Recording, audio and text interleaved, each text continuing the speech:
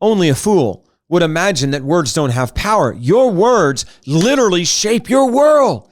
I'll tell you what, speaking is how, with words, you create something out of nothing. Every great marriage was formed by speaking. Every great business was formed by speaking. Every person who went from obese to in shape did that by speaking. Now, they had to follow up their words with action, but the speaking set the direction.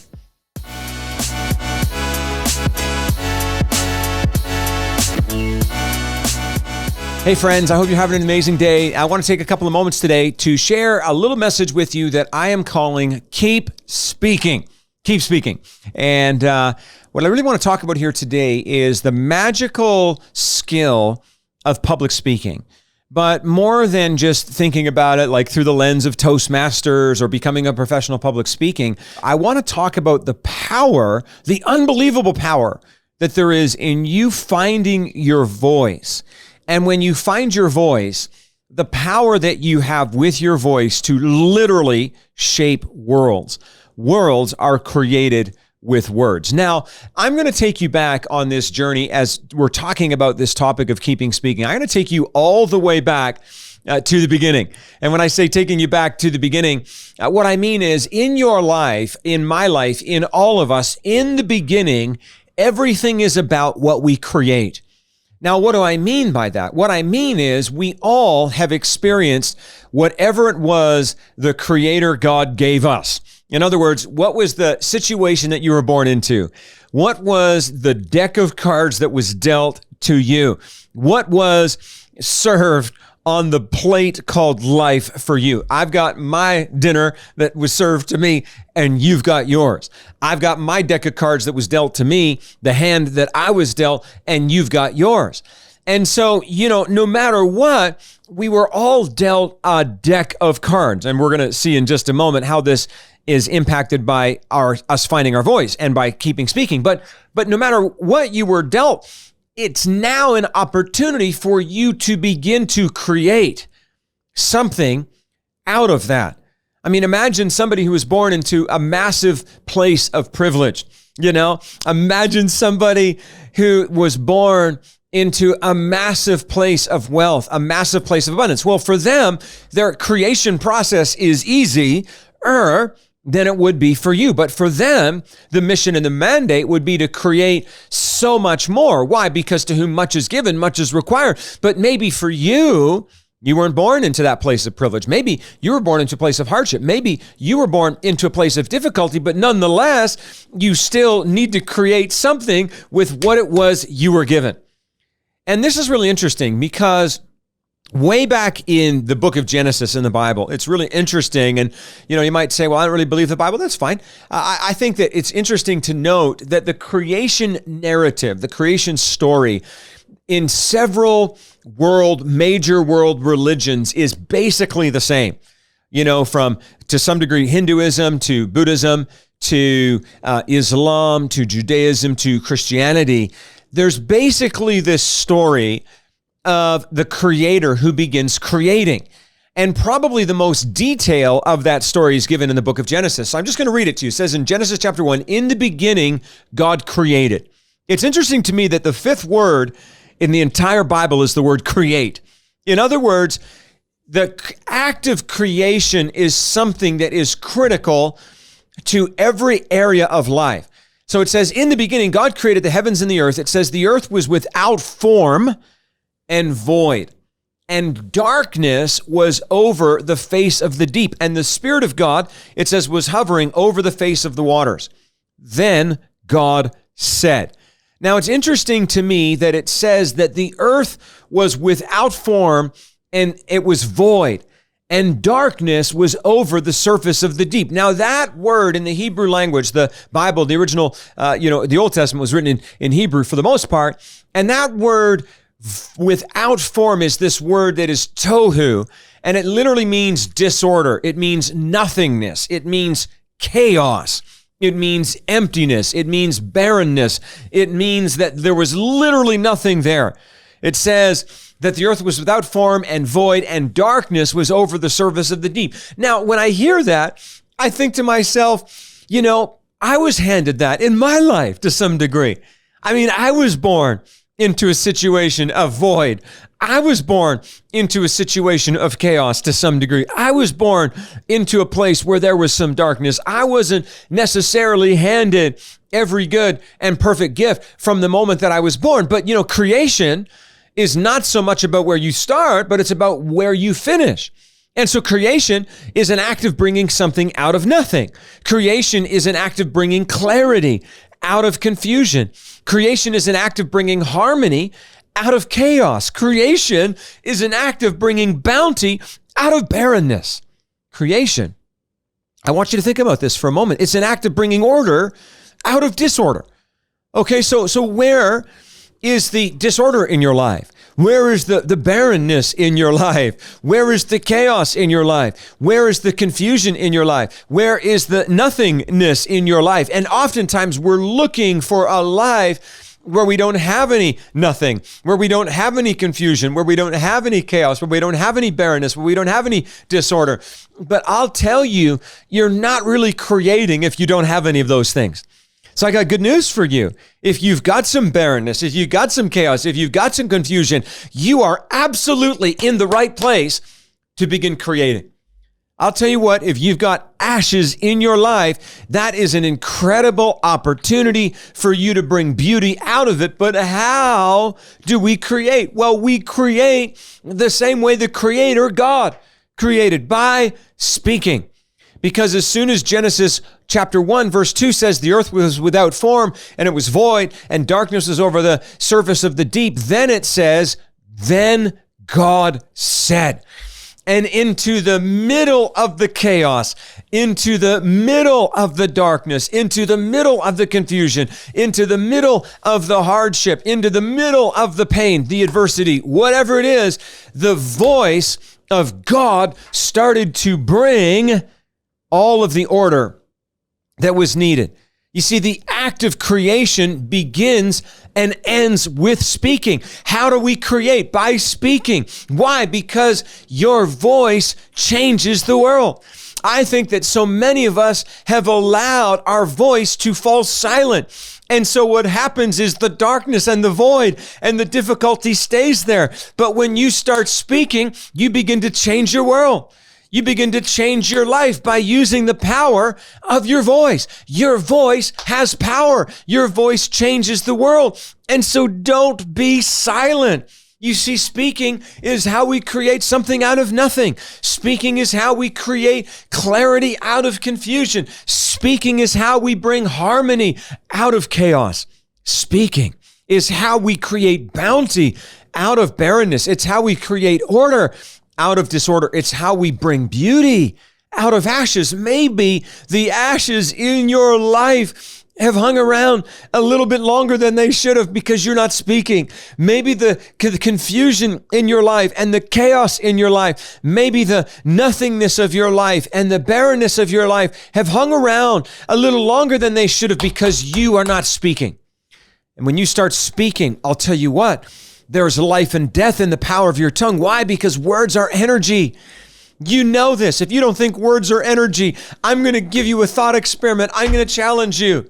Okay, words are energy. Words are power. Tell you what, and I'm not going to ask you to do this experiment actually, because if you do, I'm going to call Child and Family Services on you. But I want you to imagine a little thought experiment with me. A child, a beautiful child, maybe 2, 3 years old, doesn't matter, boy or girl. And imagine that little child being born into an environment where all they hear is negativity, toxicity, unhealthy speaking, negativity, hate being spoken to them.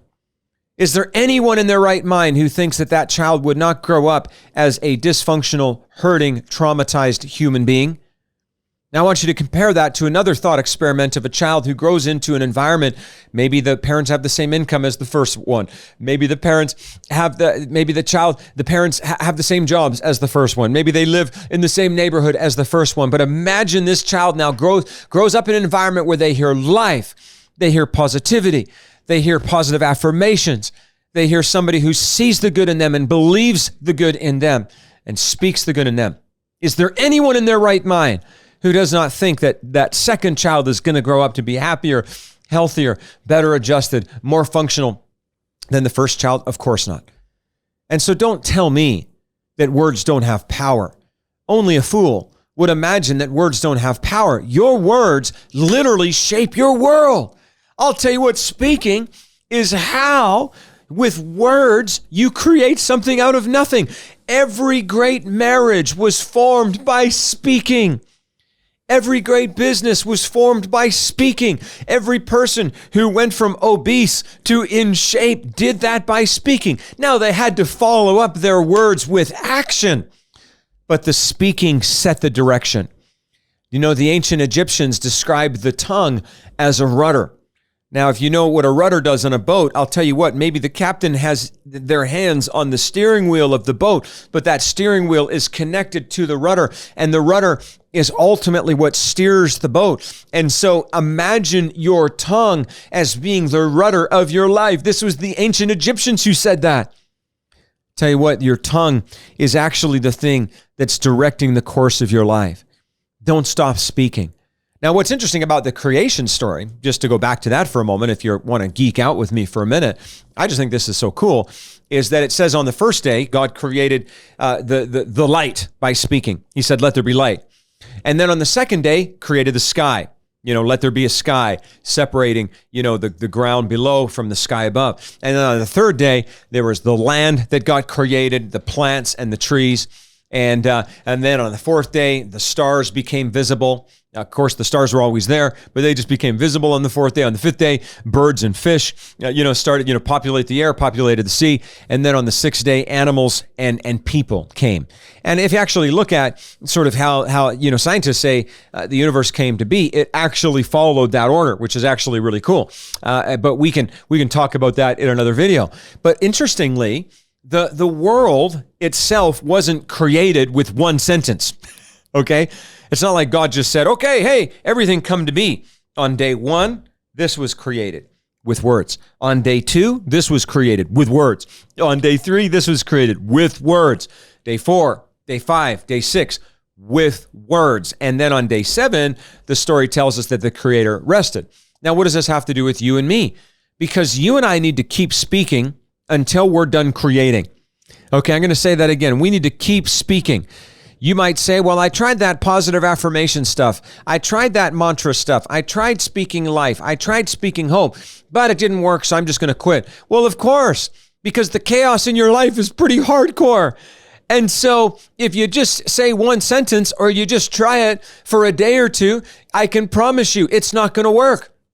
You've got to keep speaking until you're done creating.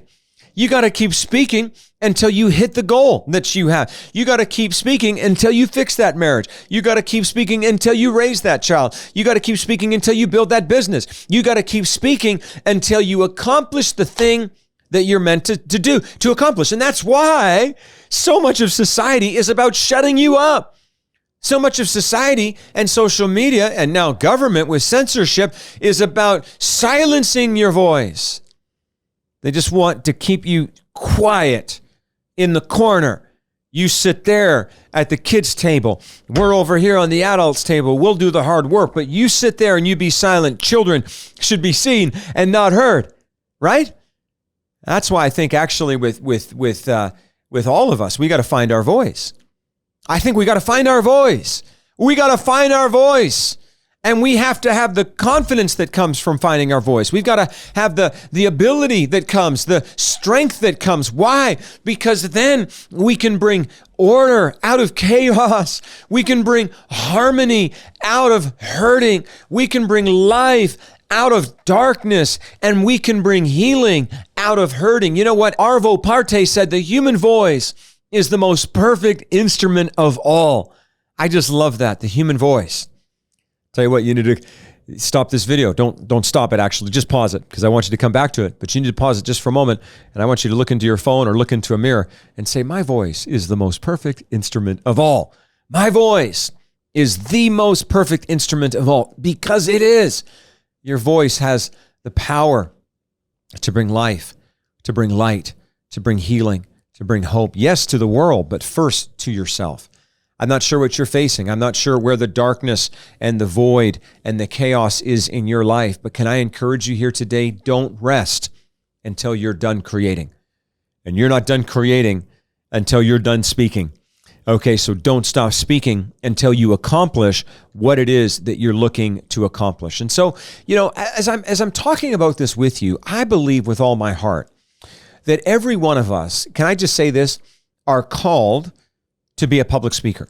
Now, I'm not necessarily saying that every single one of us is called to be a professional public speaker, like that person who gets up on the stage and makes a lot of money. That would be cool, I guess, for some of you. For others, that thought might horrify you, and I get that. But, I'm not saying it's about making a career out of this. Maybe for some of you it is. But I do believe that every one of us needs to have the confidence to find our voice. Now, I want to tell you, there's a First Nation that I've worked with, and if you know anything about Canada, you know that there's a legacy of colonialism and residential schools, and some pretty painful, pretty wrong, pretty awful things that went on. And what ended up happening with a lot of these communities is they lost their voice. So imagine these proud, strong communities living, like Canada is a harsh place, it's a cold place. And imagine these strong communities lived here for thousands of years without modern technology, and all of the things that we have. And these guys were strong, and they were fierce, and they were resilient, and they lived in minus 30 without having like home heating and in a furnace and all of that stuff, but they figured it out. And then, the colonizers came. And then there's this whole legacy of residential schools and all of that. And I've been really privileged in my career to work with over 30 different First Nations now, and that continues to grow. And one of the things I found is that a lot of these folks, through no fault of their own, they've lost their voice. They've lost their voice. And so there's one First Nation that I've worked with in Northern Alberta, and they've actually now 3 times, I've been to this one First Nation probably 15, 16 times, but 3 times they've asked me to teach a class on public speaking. And they have a lady there, one of the community leaders, who is so passionate about helping her community members to find their voice. Because what she has discovered is that when her community members, now some of these are like tribal counselors, and some of these are leaders, and some of these are social workers, and some of these are teachers, but some of them are just like students. Like some of them haven't even finished high school yet. But she understands inherently that if society and the government can steal your voice, then they can take your power, because there's literally life and death in the power of your tongue. And so what she has discovered through our public speaking course is that it's not so much about learning the skill of public speaking, because that's nice, but it's more so finding your power by finding your voice. And I'm so excited because literally, next week I'm going to be heading there to teach this course again for the 4th time. And it's called Elevate EST. EST stands for Exceptional Speaker Training. And the power of Elevate EST is not so much that we spend time teaching you how to gesture and how to make eye contact and how to stand and how to prepare your talk. Like, we do those things, of course, because I don't think you can properly teach public speaking without giving people some really practical tips. But where's your voice? That's what we teach. Not like in this romantic, I need to find my voice. But your voice is really the stuff that matters to you the most. And what is that? Well, that's your story. Like, that's your journey. Like, I've got this whole journey of things that matter to me because of the trauma that I've experienced and the triumphs that I've experienced, and because of my losses and because of my wins, because of my defeats and because of my victories. And all of those things make up the totality of my voice. But if all I do is go into a therapist's office somewhere and just sort of find my voice in secret, and I'm not discouraging that. Go see a therapist, please, if you need that. But I think that there's so much power in getting in a room with people who are interested in helping you find your voice and to understand your story and to communicate it. You want to know, one of the biggest fears that people have is public speaking. This shows up in survey after survey. Used to be the number one fear after the fear of death. And now I think it's like number 3. I think number 1 fear for people is losing their phone, right? That reminds me, where's my phone, right? The second fear for people is now death. And then number 3 is public speaking. It's interesting how, for a lot of us, our phone is our life. And so we're like so afraid of losing that. But, public speaking is still really high up there in terms of fear. And so people are always like, well, how do you overcome that fear? And it's like, well, it's really easy, actually. Talk about something that you care about. That's how you lose your fear. If I make you get up and talk about hot dogs and you don't care about hot dogs, well, then guess what? It's not going to go so well. And especially if I force you to talk about something that you know nothing about, like imagine if I'm like, okay, you're going to talk about splitting the atom today. And you're like, I have no idea how to, you know what I'm saying? But if I say to you, I want to give you a framework for unpacking your story. I want to give you a framework for noticing the nuance in your narrative. I want to give you a framework for understanding the significance of your story. And then how to communicate that. Now you're speaking from a place of power. So I'll tell you, let me tell you a story about how this actually worked in this same First Nation that I'm going back to. There's a beautiful young guy. And I mean, literally, he's like the size of a bear. He's a big guy, but he's like a gentle giant. And I remember when he came into this public speaking class and he was like very nervous and it was almost like somebody had forced him to be there kind of a thing, like maybe his mom or whatever. And you could tell he struggled even to make eye contact. He struggled to clearly say his name. And so, I just do what I do. I started teaching this stuff and started walking them through this framework for the nuance in your narrative and, the solutions in your story and the significance in your story and all of those things. And when it was his turn to speak, it brought tears to my eyes because he got up and he talked about his naming ceremony. Now, some indigenous cultures have what's called a naming ceremony, which, by the way, I think is really cool. Like here today, at least in Western culture, we're just like, I need a baby book. I like the name Ethan. You know what I mean? And so poor little Ethan gets saddled with, one of the top 10 baby names in 2024, right? You know what I'm saying? And I'm not saying that's wrong, but your name, it's like who you are. There's a significance to it. It can identify you for who you are, your identity. And so, he had this naming ceremony where the elders and some community leaders took him out and did some land-based teaching, and then they named him. And I'm not going to try to say the Cree word because I'll mangle it, and I'm not a Cree speaker. But the name meant, as translated into English, the bear who protects. And as he got up, and it was through the tools that we taught him how to unpack that, how to uncover it, how to understand it, I can't begin to describe to you the level of confidence and strength that he had. It wasn't a cockiness. It wasn't like this overconfidence, but it was just like, this is who I am. And now, every time I go back to that community, he's like sitting at the front of the room. He's so pumped up. Why? Not because he took a public speaking class, but because somebody helped him to unpack who he really is. He's 18 years old. His whole life is in front of him. And the elders took him out and gave him a naming ceremony, but he hadn't yet personalized that name until he took our course. And when he took our course called Elevate EST on public speaking, all of the sudden, he actually owned that name. It's interesting. You remember, I don't know if any of you are Lord of the Ring fans, and I'm probably going to mangle the story a little bit, but I think the guy's name was Aragorn, and he was like a ranger. He was like this wandering horseman, a guy just wandering around on the horse. And I don't know if you guys remember when they put that sword back together, and it was like the sword of the king, and he holds it up, and it was like, you remember who you are. This is who you are. You're a king. There's literally the blood of royalty that flows through your veins, Aragorn, right? And of course, that moment then led him to be able to go and fight against the bad guy and win. And you guys all know the story. It was pretty cool. Now, that's exactly what happened to this young guy. He actually didn't need a sword. Maybe he has one at home. I don't know. That's up to him. But what happened was, it was almost like seeing him like Aragorn holding up this sword and like I am the bear who protects. This is who I'm going to be. I'm going to be a man who uses my strength and uses my size, because he was a big guy, who uses all of the assets and the resources that the Creator has given me, and I'm going to use it to serve. So I want you to picture this for a moment. And I'm not going to tell you a lot about his background.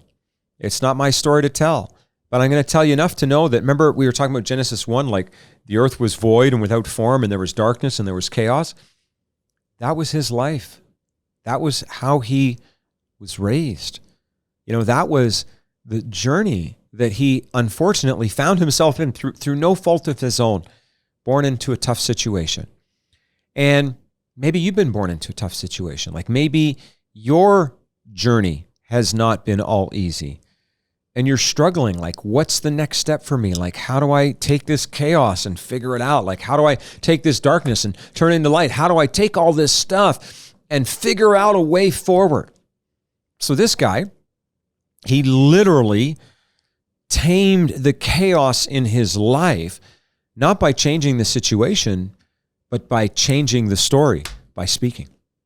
Because through that speaking course, he was able to uncover, this is who I am. Yeah, the elders took me into the woods and gave me a name, but I haven't really owned the name until I was put into a situation where I was able to unpack that, and now I own it, and this is who I am.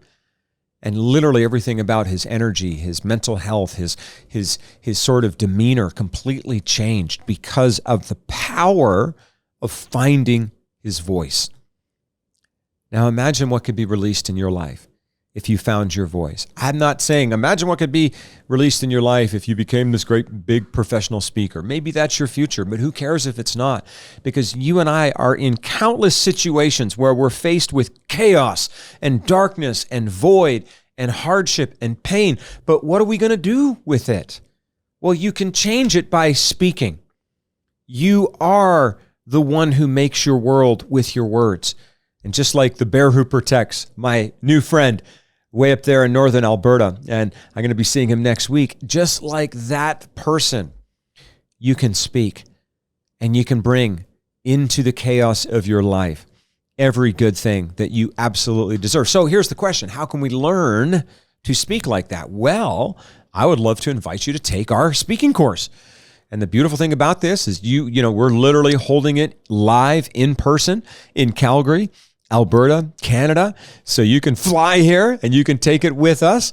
And if you're wondering, like, what are the dates? I'm just going to tell you it's going to happen on April the 14th and 15th in 2024. So that's April 14th and 15th, 2024. But if you can't join us in person, we've actually also perfected a way to take it online, to do a public speaking course online, where exactly like this young guy, you're going to learn the tools and the tips and the tricks to unpack the nuance in your narrative, to figure out the significance in your story, and to really begin to speak into the chaos that you experience the life and to begin to form it. We're going to be sharing with you what I call the Elevate EST GPS, which is a tool to really help you unpack your story.